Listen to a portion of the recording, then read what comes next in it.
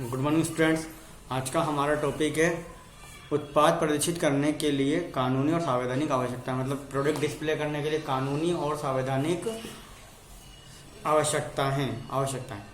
सभी रिटेलर्स को उत्पाद प्रदर्शित करने के लिए कुछ कानूनी और संवैधानिक आवश्यकताओं का पालन निश्चित रूप से करना होता है। अधिकतम रिटेल मूल्य सूची के विरुद्ध उत्पाद आवश्यकता सूची नए उत्पाद की जरूरतों जैसे प्लान्ड इंडिपेंडेंट रिक्वायरमेंट PIR, उत्पादन स्थानांतरण का आदेश जारी करना, बिक्री आदेश और इसी तरह के बारे में अद्यतन जानकारी देने के लिए एक गतिशील रिपोर्ट है। उत्पाद आवश्यकता सूची दी गई सामग्री की नवीनतम रिपोर्ट है। जब कभी प्राप्ति को सामग्री में जोड़ा जाता है तो उसे वास्तविक समय के आधार पर उत्पाद आवश्यकता सूची में अद्यतन किया जाता है। मतलब एक तो क्या है कि आप किसी भी वस्तु को रिटेल मूल्य जो है उसका अधिकतम जो रिटेल प्राइस है उससे ज़्यादा पर नहीं बेच सकते। तो एक तो इसका ध्यान रखना है आपको।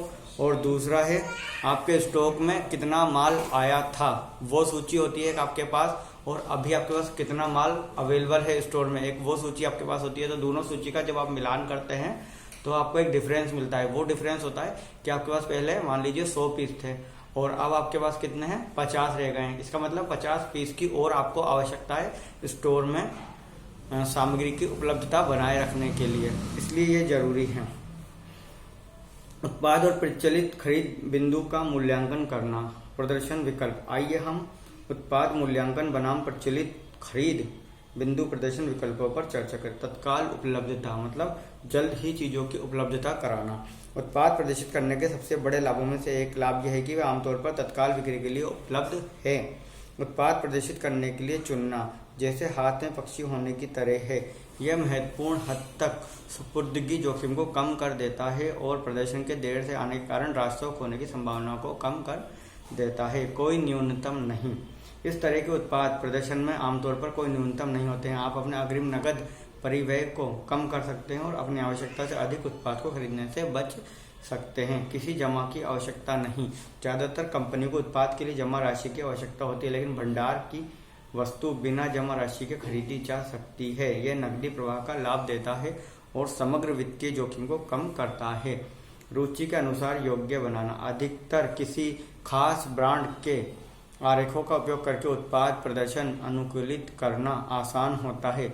धूप चश्मा प्रदर्शन, टोपी नुमा प्रदर्शन, जूता प्रदर्शन, परिधान प्रदर्शन और कई अन्य प्रकार के प्रदर्शनों को कंपनी की विशिष्टता के अनुसार तैयार किया जा सकता है। अधिकांश प्रदर्शनों पर ब्रांड संदेश आसानी से बदला जा सकता है और मौसमी कार्यक्रमों या प्रचार को समायोजित करने के लिए अक्सर परिवर्तित किया जा सकता है। उदाहरण के लिए भारत में उत्पाद प्रदर्शन के लिए कानून क्या कहता है, वो है डिब्बाबंद खाद्य पदार्थों के लिए उनका पोषक मान और समय सीमा समाप्ति दिनांक का उल्लेख स्पष्ट रूप से लेबल पर होना चाहिए। मतलब जो भी डब्बाबंद वस्तुएं हैं जो सील पैक आती हैं उनके ऊपर उसमें कितना पोषक तत्व है, मतलब न्यूट्रिशन फैक्ट क्या है उसका, और उसमें उसकी जो समय यूज करने की जो समय सीमा समाप्ति की अवधि है वो कितनी है, मतलब जो उसकी एक्सपायरी डेट है वो कितनी है, ये उल्लेख होना चाहिए भारतीय कानून के अनुसार। दूसरा है हर वस्तु के लिए मैक्सिमम रिटेल प्राइस MRP स्पष्ट रूप से पैक करने की सामग्री पर मुद्रित होनी चाहिए, मतलब अधिकतम मैक्सिमम प्राइस उस पर लिखा होना चाहिए। तीसरा है लेबल पर स्पष्ट रूप से संकेत होना चाहिए कि पैक किया गया खाद्य पदार्थ शाकाहारी है या मांसाहारी है। चौथा है तंबाकूयुक्त उत्पादों के प्रदर्शन पर सांवेदिक स्वास्थ्य चेतावनी निश्चित रूप से होनी चाहिए। नाबालिगों के लिए इस तरह के उत्पादों के निषेध की चेतावनी भी स्पष्ट रूप से इंगित होनी चाहिए। भारतीय कानून के अनुसार एक क्या होना चाहिए, अगर कोई वस्तु अगर आप बेच रहे हैं तो उस पर स्पष्ट रूप से लिखा होना चाहिए कि वह मांसाहारी है या शाकाहारी है। उस पर आप मांसाहारी का जो चिन्ह होता है वो होता है रेड कलर का, चौकोर होता है, बॉक्स होता है। जैसे मान लीजिए मैं बता देता हूँ कैसा होता है। ऐसा एक बॉक्स बना होता है, ठीक है, उस बॉक्स में ये रेड कलर का होता है, ये रेड कलर का होगा आपका, और एक होगा ग्रीन। ये ग्रीन जो होगा ये होगा वेज का निशान होगा, ये ग्रीन कलर का होता है हमारा। तो इसमें क्या होगा, ये वेज का है आपका, ठीक है, और ये नॉन वेज का है। इस तरीके के दो निशान होंगे जिससे आपको पता लग जाएगा कि ये किस काम के लिए हैं। ठीक है, तो वेज और नॉन वेज का आपको निशान पता लग गया। इसके अलावा उस पर आपको क्या क्या क्या लेवल पे लगना है, न्यूट्रिशन फैक्ट लिखा होता है कि इसके अंदर कितना विटामिन है, कितना मिनरल्स है, कितना कौन सा ऑयल मिलाया गया है। इस तरीके से लिस्ट होती है पैकेट के ऊपर, कोई भी पैकेट होता है उसके ऊपर, और वहीं नीचे उसकी MRP लिखी होती है, यहाँ MRP लिखी होगी। ठीक है, और MRP के साथ ही एक्सपायरी डेट लिखी होती है, EXP एक्सपायरी डेट। तो ये एक्सपायरी डेट यहाँ लिखी होगी।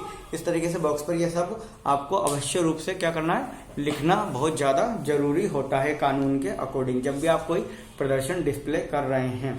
इसके अलावा तीसरा होता है कानूनी चेतावनी। आपने सिगरेट का पैकेट देखा होगा, उसके ऊपर आपने देखा होगा एक इंसान है जिसके कि कैंसर हो गया मुंह में, तो वो मुंह के कैंसर का उसका आधे पैकेट पर फोटो लगाना बहुत ज्यादा जरूरी है। और जो भी तंबाकू की दुकानें हैं वो किसी भी धार्मिक स्थल, स्कूल, कॉलेज, इससे कितनी दूरी पर होनी चाहिए, 100 मीटर की दूरी पर होनी चाहिए।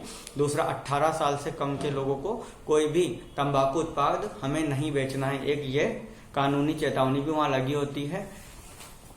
ठीक है, तो इन सब चीजों का हमें ध्यान रखना है, वरना क्या हो सकता है, पुलिस के द्वारा या किसी के द्वारा शिकायत किए जाने पर हम पर कानूनी कार्रवाई की जा सकती है, किसी भी रिटेलर पर। ठीक है, तो इस तरीके से जो भी कानूनी महत्वपूर्ण चीजें हैं उनका हमें ध्यान रखना है। और हमेशा जो भी हमारे पास सामान है जो हम बेच रहे हैं, अगर हम खुले में बेच रहे हैं, तोल के बेच रहे हैं, तो हमें क्या करना है, पूरी तोल के साथ, और जो गवर्नमेंट द्वारा अप्रूव्ड काटा बाट है उसी में तोलकर हमें बेचनी है, वरना मेजर एंड वेट्स डिपार्टमेंट हम पर चालान कर सकता है। दूसरा है, हमें कोई भी वस्तु MRP से अधिक मूल्य पर नहीं बेचनी है। तीसरा है, एक्सपायर अगर कोई वस्तु हो गई तो उसे हमें डिस्प्ले से हटा देना है। और चौथा है, अगर हम कोई भी वस्तु बेच रहे हैं तो उस पर जो मैक्सिमम रिटेल प्राइस का टैग है वो मेंशन होना चाहिए। अगर रिटेल प्राइस का टैग उस पर मेंशन नहीं होगा और अगर कोई कस्टमर हमसे वो चीज ले लेता है और गलती से हम उस पर ज्यादा प्राइस वसूल लेते हैं तो हम पर कानूनी कार्रवाई कर सकता है कस्टमर, और हमारे पर हर्जाना लग सकता है। और कस्टमर को चौथा सबसे महत्वपूर्ण चीज है, कोई भी वस्तु जो हमने बेची है वो हम उसके लिए क्या है, रेस्पॉन्सिबल है। हम बिल के ऊपर ये लिखकर बच जाते हैं कि बेचा हुआ माल वापस नहीं होगा, तो कानूनी रूप से आप ऐसा नहीं लिख सकते बिल पर कि बेचा हुआ माल वापस नहीं होगा। लेकिन आप कुछ शर्तें हैं जिनका उल्लेख कर सकते हैं कि वो डिफेक्टिव नहीं होना चाहिए, डैमेज नहीं होना चाहिए, और वो सेलेबल कंडीशन में होना चाहिए। तो इस प्रकार से आप चीजों को, कस्टमर को आपको बदलना ही होगा। कानूनी रूप से आप किसी भी कस्टमर को मना नहीं कर सकते कि आप कोई भी चीज उन्हें बदल कर नहीं देंगे या आप पैसे वापस नहीं देंगे। आप कानूनी रूप से पैसे वापस देने के लिए भी बाध्य हैं कस्टमर को। आप ऐसा नहीं कर सकते कि आप कस्टमर को पैसा वापस नहीं दे सकते, जो चीज उसने खरीदी है उसके बदले में अगर वो उसे रिटर्न कर रहा है। हाँ, बशर्ते कि वो चीज सेलेबल कंडीशन में और सही सलामत होनी चाहिए। ठीक है, तो इस तरीके से कुछ कानूनी बाध्यताएं हैं जो कि कस्टमर के लिए भी जरूरी है और हमारे लिए भी जरूरी है अगर हम रिटेलर हैं। तो ये जो कानूनी बाध्यताएं, इनको हमें भी पालन करना चाहिए और हमारे कस्टमर्स को भी पालन करना चाहिए। कोई भी पैकेट हम सील पैक ले रहे हैं तो हमें खुद को पहले से चेक करके लेना है कि उसकी MRP क्या है, वो MRP से ज्यादा तो हमसे नहीं वसूल रहा है दुकानदार। तीसरा, हमें ये देख लेना है कहीं कि वो डिफेक्टिव डैमेज तो नहीं है। चौथा, हमें ये देख लेना है कहीं वो 2-4 दिन में, 5 दिन में एक्सपायर। कई बार हम कई वस्तुएं खरीद लेते हैं और हम देखते हैं कि वो इसकी एक्सपायरी 1 महीने बाद, 2 महीने बाद या 3 महीने बाद है, जबकि वो हमारे काम कितना टाइम आने वाली है, 2 साल, 3 साल, 1.5 साल, 2.5 साल, और हम सिर्फ 3 महीने की उसकी एक्सपायरी डेट रहती है, फिर भी हम परचेस कर लेते हैं। तो ये किसकी गलती है? हमारी गलती है पहली। दूसरी, दुकानदार की गलती है कि उसे भी पता होना चाहिए कि कोई वस्तु अगर कस्टमर हमसे खरीद रहा है और अगर वो इतनी महंगी है और वो 2-3 साल उसके काम आने वाली है कस्टमर के, और अगर वो 3 महीने, 1 महीने, 2 महीने में ही अगर एक्सपायर हो रही है तो उसे क्या करना है, डिस्प्ले से हटा देना चाहिए। बड़े बड़े रिटेल स्टोर्स में ऐसा ही होता है, वो 6 महीने, 9 महीने तक की एक्सपायरी वाले प्रोडक्ट अपने डिस्प्ले से हटा लेते हैं और कंपनी को रिटर्न कर देते हैं डिस्पोज करने के लिए। तो इस तरीके से कानूनी जो भी अवधारणा है, कानून के जो भी नियम है, वो हमें क्या करने हैं, फॉलो करने हैं। इसके अलावा आप कंपनियों के रूल्स होते हैं कि आपको बिल लाना ही होगा, इनवॉइस लाना ही होगा जब आप एक्सचेंज कराएंगे।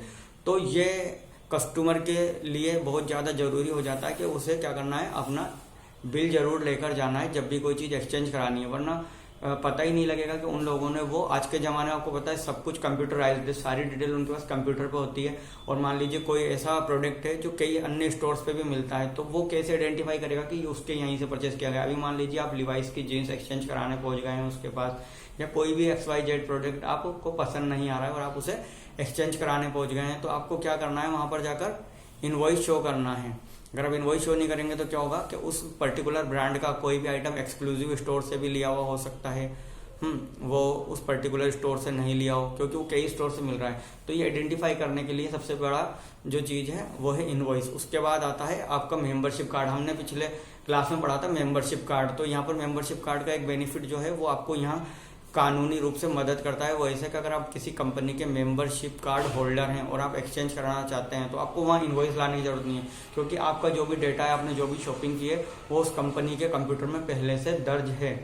वो क्या करेंगे, सिर्फ आपका नाम, नंबर, मोबाइल नंबर डालेंगे और आपकी डिटेल निकल कर आ जाएगी कि आपने ये सामान उनके यहाँ से परचेज किया है या नहीं है। तो इस तरीके से आपको बहुत लंबे प्रोसेस से गुजरने के बजाय एक छोटा सा प्रोसेस, सिर्फ अपना मोबाइल नंबर वहाँ दर्ज कराना होगा और वो आपको बता देंगे कि ये शॉपिंग आपने कब की थी, और आपको बदलवाने में आसानी होगी। क्योंकि जो टर्म एंड कंडीशंस होती है किसी भी कंपनी के एक्सचेंज की, वो यही होती है कि अगर आप हमारे मेंबरशिप कार्ड होल्डर हैं तो हम आपको 3 महीने तक वस्तुएं बदल कर देंगे।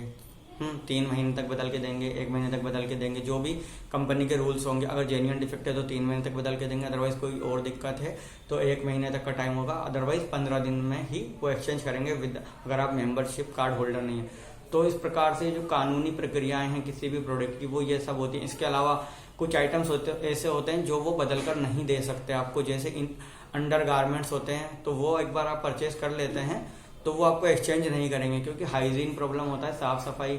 आपको पता है कोई भी प्रोडक्ट अगर आपने यूज कर लिया है तो वो दूसरा इंसान उसे यूज नहीं कर सकता, क्योंकि ऐसे प्रोडक्ट दोबारा यूज करने से किसी को कुछ भी एलर्जी, कुछ भी प्रॉब्लम हो सकती है। तो ऐसे प्रोडक्ट जब भी परचेज करें तो पहले आप सोच लें, समझ लें, अपने साइज का पहले से देख कर लें, क्योंकि वो एक्सचेंज नहीं करते। इसी तरीके से इलेक्ट्रॉनिक्स आइटम्स होते हैं, उनका भी यही होता है। उनकी भी कई बार छोटे मोटे मोबाइल्स जैसे आइटम्स हो गए, आईफोन, आईपैड हो गया, तो ऐसे आइटम भी एक्सचेंज नहीं होते पैकेट खुलने के बाद, क्योंकि ये सील पैक आते हैं, कंपनी से टेस्टेड आते हैं। तो आपको इनको लेने से पहले सोच लेना चाहिए, विचार कर लेना चाहिए कि अगर एक बार हमने अगर इन्हें परचेज कर लिया है तो ये क्या होंगे, हमसे एक्सचेंज नहीं किए जाएंगे, बदले नहीं जाएंगे। तो ऐसे बहुत सारी वस्तुएं हैं जिसके कानूनी रूप से जो हमें पहले से सोच समझ के लेनी चाहिए, क्योंकि अगर हम उन पर केस करने जाएंगे किसी कंपनी पर, किसी दुकानदार पर, तो वो प्रूव कर सकता है कि यहाँ पर आप भी गलत हैं। तो इसलिए हमें कोई भी ऐसी वस्तु हम अगर परचेज कर रहे हैं, जैसे अंडर गारमेंट परचेज कर रहे हैं, कोई ऐसा छोटा मोटा इलेक्ट्रॉनिक आइटम परचेज कर रहे हैं जो कि वो एक्सचेंज नहीं करेंगे, तो हमें वो ऐसा आइटम सोच समझ के लेना चाहिए और कानूनी रूप से ऐसी नियम का पालन करना चाहिए। इसके अलावा आप वहाँ पर अगर अपना क्रेडिट कार्ड, डेबिट कार्ड अगर ये यूज़ कर रहे हैं, अगर उसके अंदर कोई भी अगर प्रॉब्लम हो रही है, आपका पैसा गलती से ज़्यादा कट गया है, मान लीजिए आपने कहीं शॉपिंग की और आपका कार्ड 2 बार स्वैप हो गया, आपके पास मैसेज आ गया, तो ऐसे बहुत सारे प्रॉब्लम्स हमारे को डेली रूटीन लाइफ में रिटेल में आती है। तो वहाँ घबराना नहीं है, बड़े बड़े रिटेल स्टोर्स आपको सोल्यूशन करके देते हैं, आपको वापस से आपकी मनी आपके कार्ड में भेज देते हैं। अगर डेबिट कार्ड से अगर आपका पैसा कट गया है गलती से अगर रिटेलर्स की, तो आपको कैशबैक रिटर्न कर देते हैं। तो घबराना नहीं है, पैनिक नहीं होना, वहाँ लड़ाई झगड़ा नहीं करना। तो ऐसे हमें सॉल्यूशन देना है चीज़ों का और समझना है चीज़ों को कि किस प्रकार से हम चीज़ों को फॉलो कर रहे हैं, किस तरीके से हम वहाँ ट्रीट कर रहे हैं as a customer, as a retailer. हमें चीज़ों को बहुत सावधानी से समझना है। अगर हमारा कस्टमर पैनिक हो रहा है, गुस्सा हो रहा है, घबरा रहा है, तो उसे हमें शांतिपूर्ण तरीके से जो हमारी कंपनी के रूल्स हैं उनको बताते हुए, जो कानूनी रूल्स हैं और उनको बताते हुए उस समस्या का उसका समाधान करके हमें कस्टमर को देना है और उसे हमारे यहाँ से हमें क्या करना है, खुश करके ही भेजना है। इसके अलावा हम जब भी किसी सामान पर कोई टैगिंग कर रहे हैं तो हमें क्या करना है, टैगिंग अच्छे से करके देनी है। टैगिंग पे हमारे को मान लीजिए कई बार क्या होता है, जैसे हम लोग टैगिंग कर रहे होते हैं, हमें गलती से हमारे पास हम 50% डिस्काउंट लगा रहे थे और गलती से 70% डिस्काउंट का हमसे टैग लग गया। अब कस्टमर ने उसे उठा लिया है, अब कस्टमर आपसे बोल रहा है कि मुझे डिस्काउंट दो क्योंकि आपके यहाँ पर लिखा हुआ है इस पर 70% डिस्काउंट। तो ऐसी सिचुएशन में हम बड़े फंस जाते हैं और ये हमारे खिलाफ कस्टमर कार्रवाई कर सकता है कि क्योंकि हमने वहाँ गलती से लगा दिया। तो ऐसी सिचुएशन को संभालने के लिए हमें कस्टमर से लड़ना नहीं है, झगड़ना नहीं है, कस्टमर को प्यार से समझाना है कि ये एक मानवीय भूल है, ह्यूमन एरर है। और अगर कस्टमर समझदार होगा, समझ जाएगा, तो आपकी उस चीज़ को एक्सेप्ट करेगा और अगर कई बार कस्टमर नहीं मान रहा है तो आपको अपनी गलती एक्सेप्ट करके आपको उसको उतना ही डिस्काउंट देना पड़ेगा। तो इस प्रकार से हमें चीज़ों को एज पर सिचुएशन लेना है कि सिचुएशन कितनी ज़्यादा खराब हो रही है। अगर सिचुएशन ज़्यादा खराब हो रही है तो हमें उसके अकॉर्डिंग कस्टमर की खुशी के लिए उसको वहाँ पर देना, जिससे हमारा कस्टमर हम पर विश्वास बनाए रखे और वो सोचे कि जो मेरे को मिला था वहाँ लिखा हुआ वही हमें दिया गया। इस प्रकार से कुछ कानूनी जो रूल्स, नियम, कायदे, कानून है वो हमें भी फॉलो करने चाहिए और कस्टमर्स को लिए। आज के लिए थैंक यू। आगे के टॉपिक में हम और पढ़ेंगे यही डिस्प्ले से रिलेटेड जो हमारा टॉपिक चल रहा है। Thank you.